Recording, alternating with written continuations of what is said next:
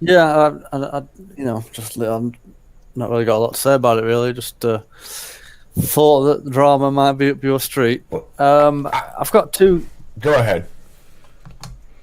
I got two other videos of. Do you remember that court case that I was telling you about? Yeah. The female men's rights activist slash comic gate slash gamergate videos. It's about the court case. Now, there's a lot. I wouldn't recommend this video. Okay. I never watched this if it wasn't actually full of interesting shit. Okay, but let me make a video first before we watch another one. Well, I wouldn't watch. This is an hour long. This is just for you to bookmark and come back to whenever you fancy looking at some legal shit that went down in Canada. It'll make me angry. No, because it's got a happy ending. Oh, okay, well that's good. It's actually a courtroom drama with a happy ending. I like happy endings.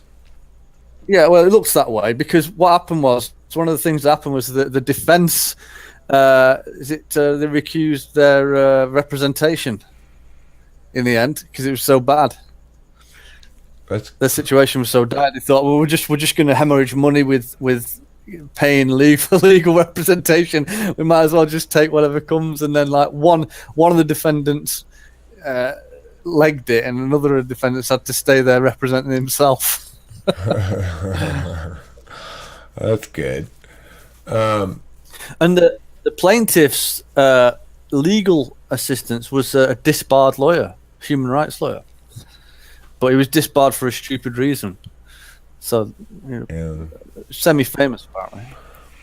I want to talk though a little bit about these interesting raw videos we've been watching and different perspectives on, or different examples of people interacting, dealing with her differently or her presence differently. So I think the nicest of the people that I heard in any of those videos was probably Kato in terms of the most not wanting to be openly rude, which is not necessarily a bad thing. And the situation here is an interesting one. So I think I'll catch the viewing public up on it in case you aren't familiar with the saga.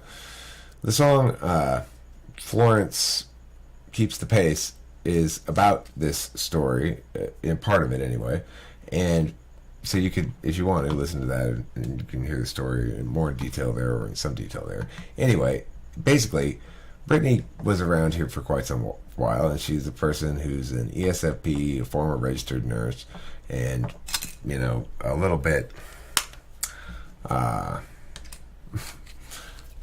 where exactly she falls in the normal to wacky spectrum is not entirely clear or decided, I guess. But regardless, she's a difficult person to deal with for sure. And additionally, the transgression that basically had everybody go no more was this trip she took where she picked up another TWFP person, and this other TWFP person is a young female, about 18 or 19 or something like that. I don't know, she's young. And Brittany dropped her off in Chicago for, as far as I can tell, absolutely no good reason, except she was being awful. I mean, I don't know what else to say about it. To pick up an 18 or 19-year-old girl and leave her, like, get out of the car because of totally inadequate, or she's yet to present any adequate reasons. I got a voicemail from her about the whole thing, and the reason she provided in the voicemail were things like Annie was leaning the chair back, and, well, first Annie tried to sleep in the back seat, and Brittany was like, you can't do that, you better get up here to the front or something. And then Annie, once she got up in the front, leaned her chair all the way back, and that made Brittany angry. Because, why? I don't know. And then she was being kind of hidey and sneaky about her phone and stuff. And then Brittany knew she was conspiring in some way. And stuff like that. None of it held any water at all. It would take quite a substantial justification to justify that behavior of doing what she did to that person, and as a consequence, she incurred a lot of social wrath or just general, what you might call ostracizing.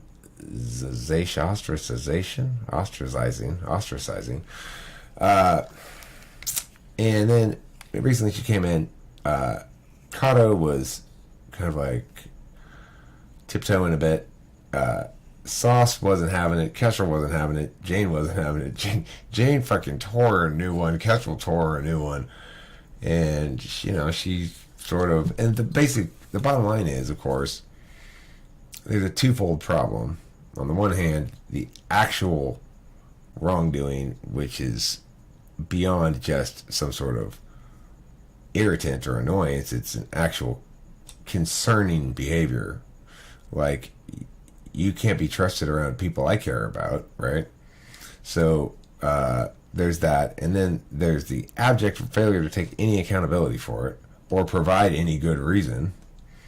And so those concurrently, when they manifest, are causing a certain amount of justifiable outrage. My question in this video is, what's the appropriate response to something like that? Kato certainly wasn't siding with her in any sense. He was just protecting her feelings, I think. I think Kestrel would probably argue, or Jane would argue for sure, that nobody has any business protecting her feelings when she is not only not protecting, but is actively causing threats to another's welfare. Actual welfare, not their emotional welfare. So that would be, in my mind, probably the winning argument if one were to justify that. But that's not making a positive argument in favor of anything in particular. It's just saying you certainly can't critique outrage as a response and say that it's bad or wrong in some regard. But is it, in fact, the best response? Or is the best response to block and just never give her a chance to speak? Which is not what happened at all. I mean, anybody who is empowered to block her was not only empowered by virtue of the tech end of it, but officially empowered by all individuals, probably everybody, I would say. So, thoughts? What is the best way to respond to Brittany in that context? Did you guys do the best way to respond to her? And what do we do with the fact that even though we have all these justifications for being upset or whatever, that it's interesting and it's fun for me. I don't know. I like it. I like the drama. I don't like the fact that she dropped off a youth in that fashion. But I certainly do enjoy watching videos of Kestrel fucking screaming at somebody. Is great. And Jane as well. Jane is fucking, oh my god, that woman is, she knows how to throw some fucking haymakers. I don't want to get in an argument with Jane. That's for sure. She's mean. She's nasty. She's good. She's good at it. It's impressive. Anyway, Kestrel, thoughts? Mark, thoughts? No, not personally. I mean, she did a messed up thing. I don't know if she should be expected to be, permitted here. If she is allowed here, it's because we're merciful. Is it good to be merciful? I think if she's allowed here, it's because we're negligent. But I don't see my role as saying who can and can't come around as much as the thing is, this is an interesting corollary to the discussion we were having the other day. Do you remember the one that came up with Garrett? And we were talking about freedom of speech and how somebody that he was going on about, oh, well, what if somebody's feelings get hurt, and that could cause potential harm, for them down the road. And whilst the potential harm caused in this situation is a bit further up the, further towards us on the road than in a situation where someone's just using the word nigger. Sorry to get your video demonetized by saying that. It's a similar. Maybe that is. It's a similar situation. Do you know what I mean? It's like, what do you do? What is appropriate? And I felt like, because she's a nutcase who will just come out with any kind of bullshit reasoning. So my shouting her down was just simply an effort to disrespect anything that was coming out of her mouth and create a space where I was putting my point across at her and making her uncomfortable, because it was about time. Because when I came in, nobody was questioning her about that. That's fine, but I thought I wanted an explanation out of her, and when she was not providing, I gave her. You gave her plenty of chances. You didn't jump down and throw it instantly at all. Perfectly reasonable. Yeah, you know, because like I say, I don't know what went on, but she didn't provide any of the kind of excuses that you just listed off there from the answer phone message. Do you know what I mean? Yeah, she must realize now that they don't play well.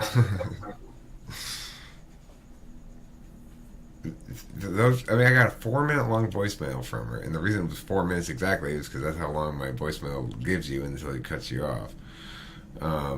And she was doing her best to convince me that everybody was evil,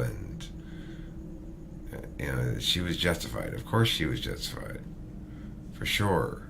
She knew, she knows, and all that stuff. So it's an interesting phenomenon to me. I don't really have a position on what's the best way to react to it. I think if I had to make an argument, I'd make one similar to what Kestrel just made. But I probably wouldn't. For some reason, I probably wouldn't yell at her myself. I'm not sure why that is. I mean, I would ask her questions like Kestrel did, and if she was non-responsive enough, I probably would get angry naturally. Then I might start yelling at her, but then I'd be yelling at her for not answering my questions. So, which is really what people should get mad about. It's like, answer my fucking questions about it. If you're gonna make claims like you had good reason to do it, then provide those reasons.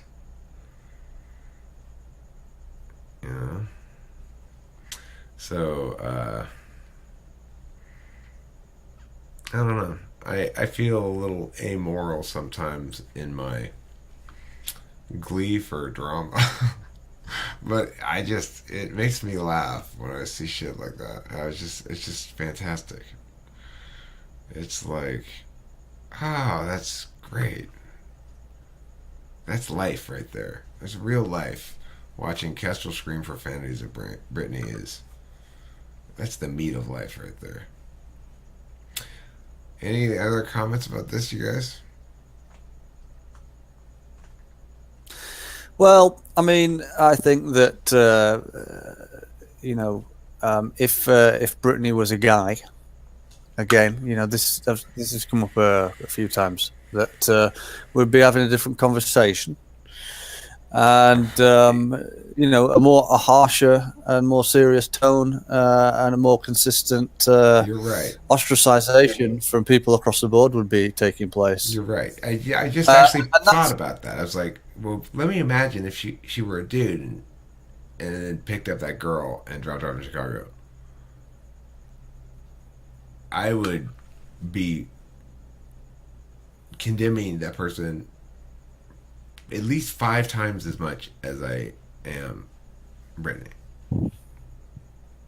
I don't know why. And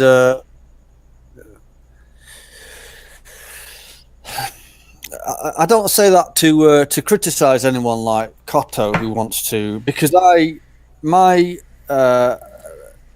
interactions with other people are my interactions with other people, and other people don't have to take that same attitude or have those same opinions. For instance, I'm doing it on the basis that she could potentially cause harm to other people. If she was to stick around and then somehow her status and her acceptance of her was to be taken on board, and new people come in, and then the similar harm takes place, and we'd just be going around in circles. But somebody else might not envision that kind of situation happening, and that's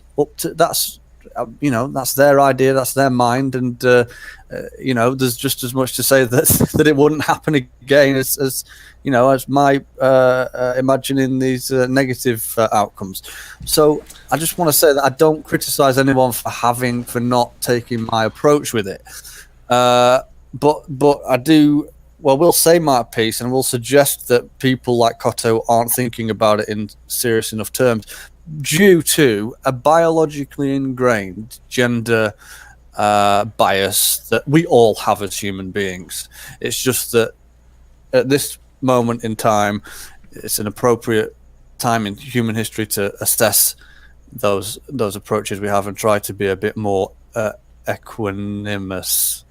Is that the word? Have a bit more equanimity. Yeah, I'll get myself out of that trap. That's a good side slide there. Now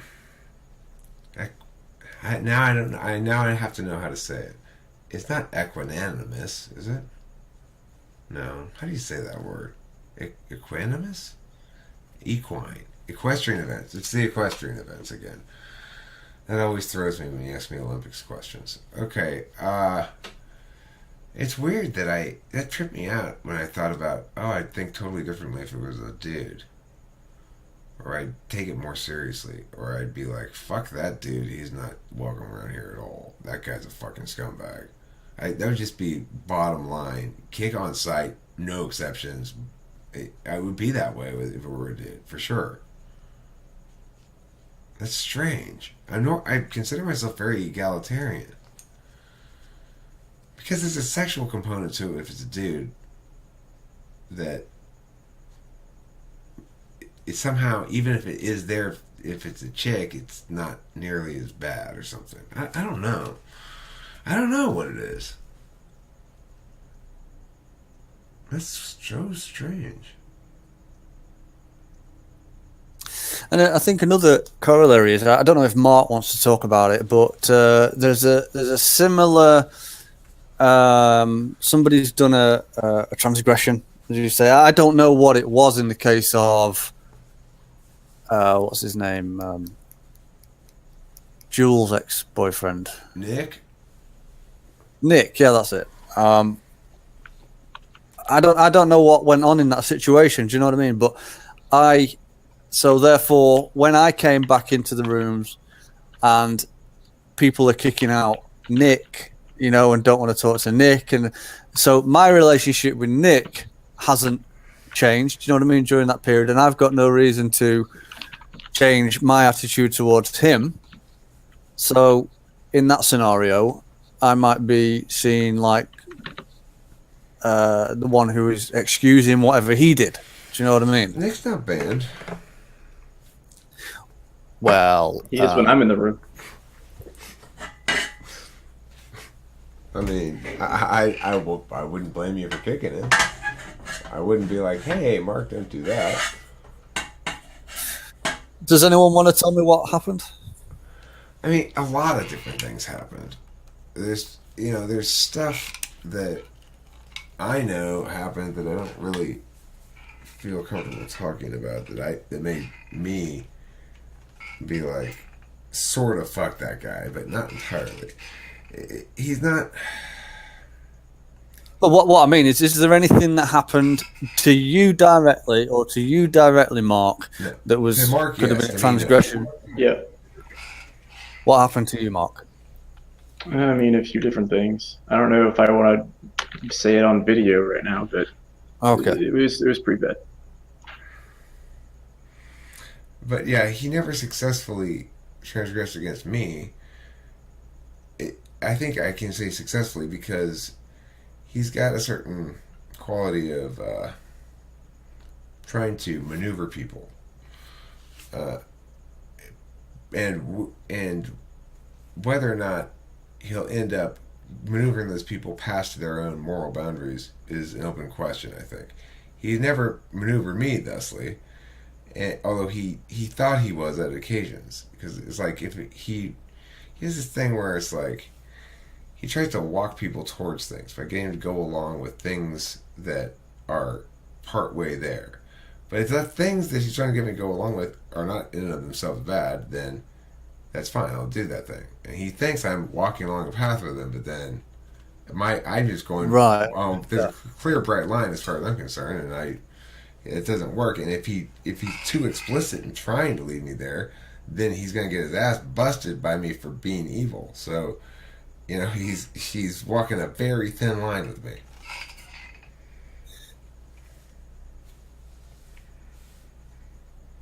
I mean, what sort of stuff are you talking about?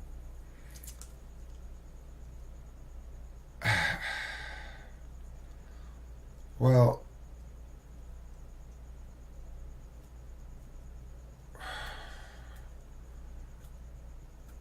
I've seen him behave in non-trustworthy ways, or know of him behaving in non-trustworthy ways that display, in my opinion, somewhat lack of character.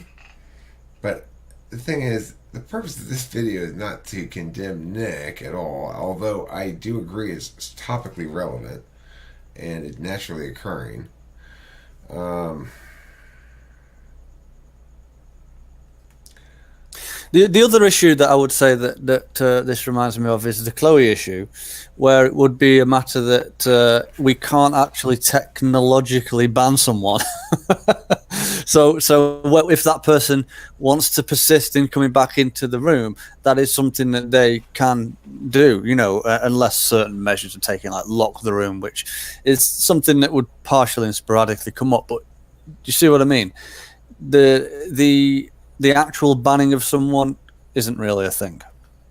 right, but for each individual person, it can be if they have the capacity to kick and the person in question doesn't have a crown, then that, for me, it could be plausible that every time Chloe appeared, she was booted because I could take it on myself to do the booting. And every time I appeared, if she was there, then I just took that as time to boot. And I would never experience her when I'm not there, so unless I watched the raw videos of her for some reason. So it would be functionally just as good for me. But the problem is, I don't think that's a problem. I like that solution. Well, the thing is, and I wouldn't call that, like you'll accept it's not, the banning isn't really a thing, and that's still some sort of partial solution. But the thing is, if Chloe was to then just keep coming back in because you're not there all the time, other people are there. Other people have different relationships with Chloe. It's like the Nick thing. Do you know what I mean? And so in the same way that sort of Chloe's harassed me, although she's getting that way with a lot of other people now, she's not really done anything that other people really bothers them. Do you know what I mean? So other people people in general don't want to have to be the police, do you know what I mean, for a situation. If they come in and if somebody that they've not really got that much of a problem with is happy and in a good mood, and maybe they're having a conversation with someone else and they're having a nice time, and this other person wants to join in and having a nice time, that's the way that social things go. I get you. And it's an unreasonable. The next step might be, right, well, I'll just tell everyone that they've got to bounce this person. It's not. It's that. Then it goes into collectivism. Do you know what I mean? I don't like those at all. But I agree with you that it puts a bit of an unreasonable burden on the person who can successfully kick this person, for them to have to bear the actual task of doing so, plus the social implications of that in various contexts every time they come into the room is a bit of an unreasonable burden to ask of that party. But I just see what banning means is everybody who is currently empowered to do any kicking and booting is hereby also encouraged formally as sort of this is our formal wish thing. But it's just like judging a debate round. The tournaments will tell the judges don't disclose after the round, but debate judges know better than the tournament whether or not they want to disclose, because disclosure is accepted as a general thing in debate. So judges often don't listen to the instructions from the tournament. They'll disclose. They'll obey the time constraint. Like, just talk about this. Don't talk about it with them for a long time. Just tell them the answer of who wins, and then make them go back to the tournament as fast. They might do something like that, right? So the problem is, there's no governing body here, really. So it's like, all we can do is say this is encouraged, and people, the more we encourage it, we know that the more people will actually follow through on it. And it's a matter of like, well, if we really want somebody booted or kicked every time they're seen, then we're gonna have to make a big sort of like public interest campaign or something. Like, friends, I'm coming to again of this telethon, the Boot Chloe telethon. Yeah, but this when you get into these putting burdens on other people, like I say, I mean, you just made me think there. Actually, there's a burden on the person who has to kick them out, because you come and kick someone out when they're having a perfectly nice time with other people. You're actually ostracizing the person whose responsibility it is in some, I agree. respect. I agree. But you're also ostracizing the person who comes in and doesn't really have as much of a problem with this person who's done the transgression, alleged transgression, by the way, to someone else, which leads me on to the point that, expecting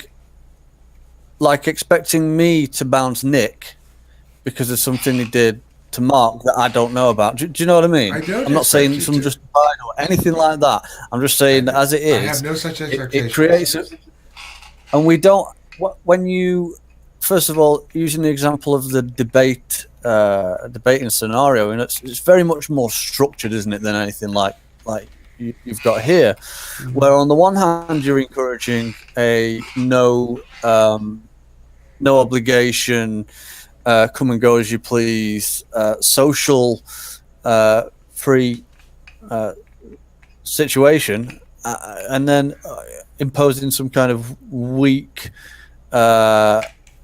system of governance, which is inconsistent. And I think that having expectations on then, because what that does is then that puts the expectation on collectivism. Right. It's the best. That's why when it gets to that, I don't think it's the best idea at all, because it feels too much to me like SJWism. Do you know what I mean? It's all like collectivism we're all. That's not happening though. The way that we have it is basically aristocratic. If you got the capacity to kick and boot, and you do, and you don't have good reason, nobody's gonna really call you out on it particularly. And it's not happening though, Eric. But okay. But what I'm saying is, all the three people that I just talked about, then still come into the room. Maybe the aristocrats need to be more aristocratic. Then I don't know. If the point I'm making is, if it's genuinely a problem in your experience, then I can understand that it's frustrating to have to make a choice between two non-desirable possibilities. One, that you be the bad guy and incur the cost of that, or two, that you allow what you consider to be an injustice persist. But to say that there's expectations on others in the group to also kick, I've never expressed that. I've always said, well, I could encourage, but I would never expect. I think there's a natural what I'm talking about is the natural expectation that arises from when someone says, this person's transgressed against me, and yet now we're in a social group and this person is being accepted, and I think we're seeing it. I think we're seeing the evolution of that process right now with Brittany. It's like Chloe, I think there's insufficient shocks the conscious kind of bad behavior to for most people to feel like there's any urgency to kick her. I may feel it shocks the conscious for her to ruin my videos with her spam, but nobody else does. And you may feel that it shocks the conscious to be harassing, but it doesn't meet that level of significance to other people probably. And so as a consequence, Sure. It's probably not going to happen. But I think that that's the best way we can do it. This is the way I've described, where the aristocrats have more or less autonomous, independent, and unchecked power to boot or kick, which is not a very effective power, as you've mentioned. People can just make a new account or whatever and come right back in. And the thing is, it's still the best. It's the best government that we can have. Alternatives are all worse.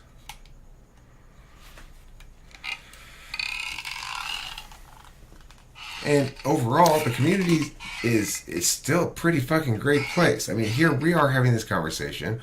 Brittany and Chloe and Nick. I haven't seen Nick in ages, but none of those three people have stopped by to interrupt our conversation. And it's certainly a more meaty and real analysis of things than we're likely to encounter elsewhere in life at all.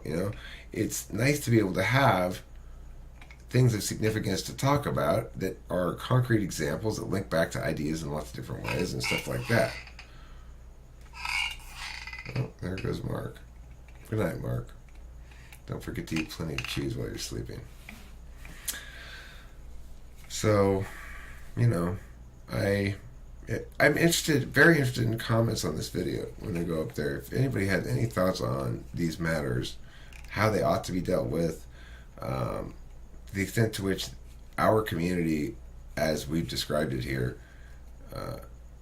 is subject to collapse because of some fundamental flaw, or if you think it's a sound idea that is actually sustainable, or any thoughts on the matter, I'd be very interested in reading comments on about it. Kestrel, do you have any further thoughts on any of those things I just mentioned, or?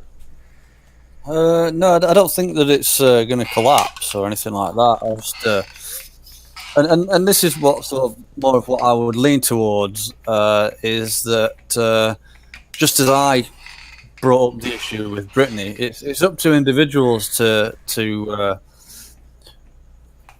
speak out on things. Obviously, not to sound too much like an SJW, but it would only really be in that extreme situation.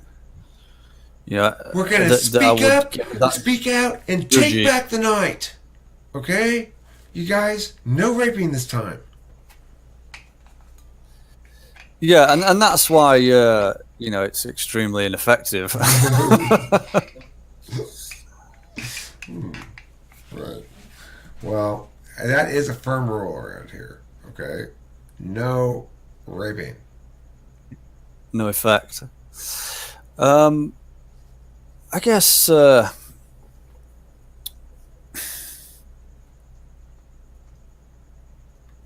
don't know. There's not a lot you can do, is there? I mean, the thing about Brittany is that she just goes into those insufferable monologues and needs to be shut down. So the thing is, I might not boot her for a little while because I'm enjoying the drama. After she becomes tiresome, I'll just boot her for that because I don't have sufficient respect to not do so. Well, there's not. It's for me, it wouldn't be about respect. It's about it's not working anymore. She's just if she starts boring me, then I don't want you interrupting my conversations with people that are good conversations, Brittany, and I don't want you boring me. So, at that point, since you don't have any, I don't have to make any arguments as to why I booted you. I don't have to justify it in any sense because everybody understands what the justifications are. That it's always justified just for feeling like it because, she's neither given any good reason or taken any accountability for her genuinely awful behavior. So, you can't have your cake and eat it too, which is what she's trying to do. She needs to understand that, and she refuses to. So ultimately, well, she's wasting our time. She's wasting her own time as well. So it's actually a moral thing to do. Well, it's not an entire waste of time. I mean, here we are getting an interesting video out of it. So that's what I always come back to as well. It's like this conversation has been extra interesting. So that is of some value. But again, that's because she just comes around, a little while, and everybody screams at her, "No, you're still not welcome," basically, and then she'll go away for a while. If she were here for more than about 10 minutes of me watching raw videos, then I'd be like, I think maybe I don't mind going off at her. Maybe it's a thing why Jane doesn't mind going off at her either, is because we have FE and the FI is unconscious. So when you have that situation, you don't mind burning your FI because you don't really feel like you're feeling bad. You just feel like the fury is unloading I feel bad about some things, but they're weird things. Like, I feel bad about the response I gave to C.S. Joseph, which was inadequate, and I need to make another video because he deserves for me to be responsive. I actually feel bad about that. Like, that was fucked up. But some people, when they get angry at someone, or when they see me getting angry like that, they presume that I'm feeling angry or I'm feeling bad. Do you know what I mean? When I am feeling angry, but it's not like. Right, well, I don't think it's like they're experiencing it. User. So you don't feel things without awareness of how your display of feelings impacts others' perceptions of themselves and you and stuff like that. I'm aware somewhat of how my behavior affects others' perceptions of me, but what I'm never aware of, and I notice FE tool users are, is how my behavior affects, or about how, like, this other third party besides me and this other person is impacted by our exchange. Like, I never consider that. I never get there. I don't know. I guess because it's third slot instead of second.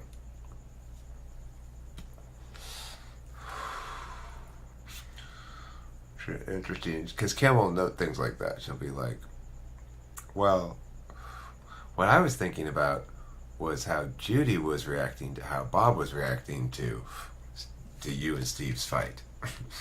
I'll go like, how could you be thinking of that?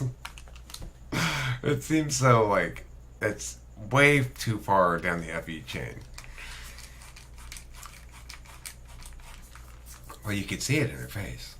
She was concerned that Bob was angry that, it's like, okay, I believe you. I trust your judgment in this area. It baffles me. All right, so that's it for this video. Thanks, Kestrel, for participating and providing such interesting thoughts on the matter. And thank you at home for viewing this fine TWFP video product.